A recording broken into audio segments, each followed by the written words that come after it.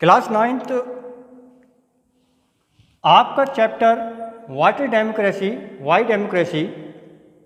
हम लोग जितने भी आपके टॉपिक्स थे वो सारे टॉपिक्स को पढ़ चुके हैं, जितनी भी केस स्टडी थी।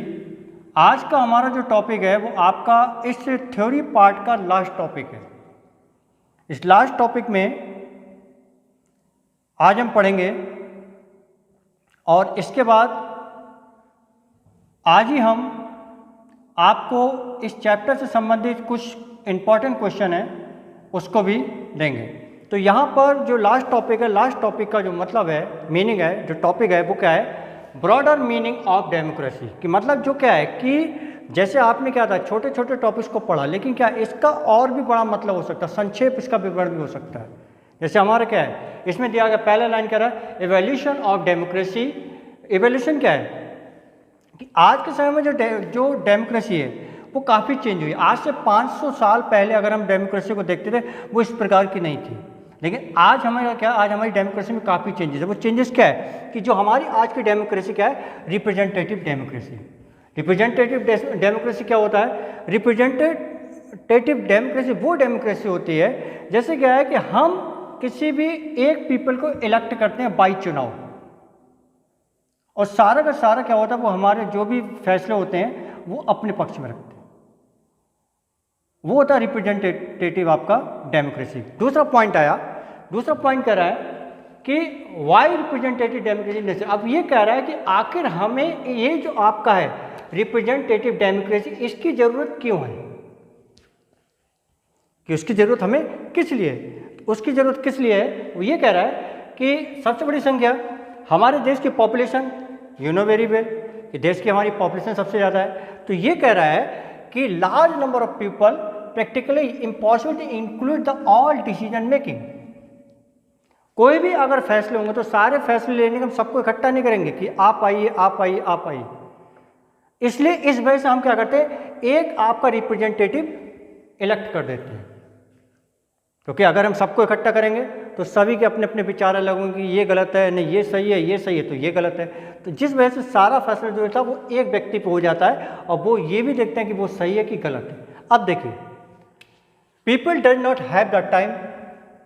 रिप्रेजेंटेटिव है, लोगों के पास समय नहीं, तो इस वजह से क्या हो रहा है, और अगर समय नहीं, डिजायर और द स्किल, और हो सकता है कि उनके पास इतनी पॉलिटिकल नॉलेज ना हो, वो पॉलिटिकल नॉलेज ना हो, जिसकी वजह से क्या होता है वो आपका पॉलिटिकल नॉलेज किस चीज़ का, कोई भी फैसला लेने में, तो वो जो फैसला लेता कौन लेता है, रिप्रेजेंटेटिव। फिर देखिए डेमोक्रेसी वर्सेस गुड डेमोक्रेसी। अब देखिए यहाँ पर एक तो आपकी होती है डेमोक्रेसी और एक होता है गुड डेमोक्रेसी। तो हम इसको और भी अच्छा कर सकते हैं, जैसे हमारा लोकतंत्र, लोकतंत्र को और भी अच्छा कर सकते हैं। लोगों के विचार मिलने चाहिए, देश में करप्शन ना हो, तो ये इस प्रकार से हम उस डेमोक्रेसी को और अच्छा कर सकते हैं। फिर बात आई कि consultation and consent of the all those who are the affected by the decision. अब देखिए इसमें होता क्या है डेमोक्रेसी में, डेमोक्रेसी में कोई भी डिसीजन, कोई भी फैसला लेने पर आपस में हम लोग कंसल्ट करते हैं, डिस्कशन करते हैं, उनके विचारों को सुनते हैं, उनकी बातों को सुनते हैं, तब जाके वो फैसला फाइनल होता है। फिर देखिए, अब देखिए आपने जब इतने टॉपिक्स, इतनी बातों को पढ़ लिया, तो पढ़ने के बाद सबसे बड़ी बात आती है कि पीपल हैवंट द टाइम, उनके पास टाइम नहीं है। तो डेमोक्रेसी में क्या है कि सारे की सारी क्या है, एक रिप्रेजेंटेटिव पे बात को छोड़ दिया गया है। अब यहाँ पर एक लाइन जो आ रही है, इस लाइन को ध्यान से समझिए कि हमने सब कुछ पढ़ा और पढ़ने के बाद जाना, तो यहाँ पर कह रहा है कि no country is the perfect democracy. किसी भी कंट्री में कोई परफेक्ट डेमोक्रेसी नहीं, लेकिन वो परफेक्ट हो सकती है। जैसे आपने पढ़ा था आर्गुमेंट अगेंस्ट डेमोक्रेसी, उसमें पढ़ा कि अगर कोई भी फैसला हमारे पक्ष में नहीं हो रहा है हमारे, तो हम क्या होता है सरकार को चेंज कर सकते हैं। तो वो यही चीज़ कह रहा है क्या कि no country the perfect democracy, be the people make it, लेकिन हम लोग उसको अच्छा बना सकते हैं। इस प्रकार से ये जो आपका जो थ्योरी पार्ट था वो आज की डेट में कंप्लीट होता है। अब जितने भी आपके टॉपिक्स थे, मैं कुछ आपको क्वेश्चन दे रहा हूँ, और जितने भी क्वेश्चन है वो मैं आपको जब बताता जाऊंगा, बताने के साथ साथ आपको उन क्वेश्चन के आंसरों को क्लियर करना है, उनके क्वेश्चनों के आंसरों को लिखना है। थ्योरी पार्ट पूरी तरीके से कंप्लीट कर चुके हैं। जितने भी आपके टॉपिक्स थे सारे टॉपिक्स को पढ़ाया गया, और अब यहाँ पर जितने टॉपिक हैं उन सारे टॉपिक से रिलेटेड आपको कुछ क्वेश्चन दे रहा हूँ मैं, जो कि आपको सॉल्व करना है। अगर चैप्टर आपका क्लियर हुआ होगा, चैप्टर का कॉन्सेप्ट पूरा क्लियर हुआ होगा, तो आप इसको ईजिली कर जाएंगे। तो यहाँ पर कुछ क्वेश्चन लिखे गए, उन क्वेश्चन में हम देखते हैं कि कौन कौन से हैं। इनको आप ध्यान से सुनिए और सुनने के बाद इसके आंसर को सेल्फ लिखने की कोशिश करिए। क्वेश्चन नंबर फर्स्ट क्वेश्चन कह रहा है, which Pakistan general lead a military coup in October 1999। मतलब कि कौन सा ऐसा पाकिस्तानी जनरल था जिसने मिलिट्री coup ऑर्गेनाइज किया 1999 में, 1999। Second question, which party always form the government in China. मतलब ऐसी कौन सी पार्टी है जो अक्सर हमेशा चाइना में अपनी सरकार बनाती है। Name the famous political party of Mexico. अगर मैक्सिको वाला आपने टॉपिक पढ़ा तो उसमें दिया गया कि ऐसी कौन सी पार्टी फेमस पार्टी थी मैक्सिको की, उसको लिखना है। इसके बाद how did Musharraf establish the rule in Pakistan. इस क्वेश्चन को करने का, अगर आपने पाकिस्तान वाला जो मैंने केस स्टडी पढ़ाई थी उसको अगर आपको अच्छे समझ, तो उसमें ही इसका आंसर छिपा हुआ है।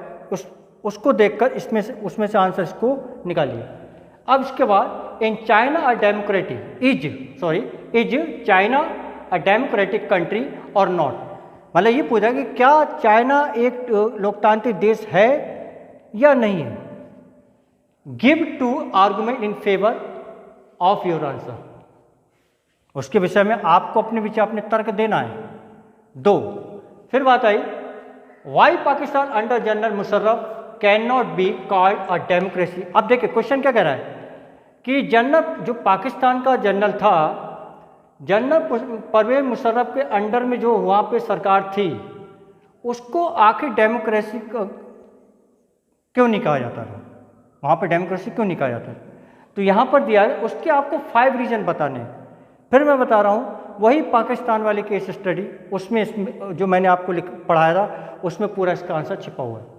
Right any 5 argument in the favour of the democracy. आपको 5 आर्गूमेंट, जैसे हमने पढ़ा था ना आपका आर्गूमेंट फॉर डेमोक्रेसी, उसमें इसका आंसर छिपा है, उसमें से देखकर आपको इसके 5 आर्गूमेंट मिल जाएंगे।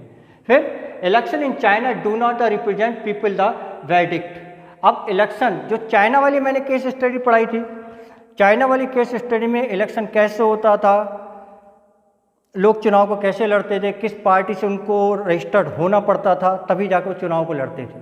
तो वो जो है, ये जो आंसर मिलेगा आपकी इसका है चाइना वाली केस स्टडी।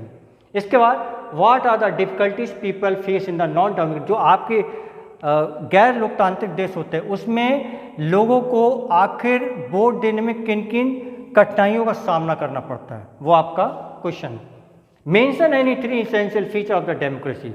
मतलब 3 डेमोक्रेसी के जो आपके हैं इसेंशियल फीचर, वो आपको लिखने हैं। इस प्रकार से आज की डेट में आपका थ्योरी एंड कुछ इंपॉर्टेंट क्वेश्चन के साथ ये चैप्टर क्लोज होता है। आई होप ये चैप्टर आपको अच्छे समझ आया होगा, और अगर कोई भी डाउट्स है तो आप कमेंट्स बॉक्स में लिख सकते हैं।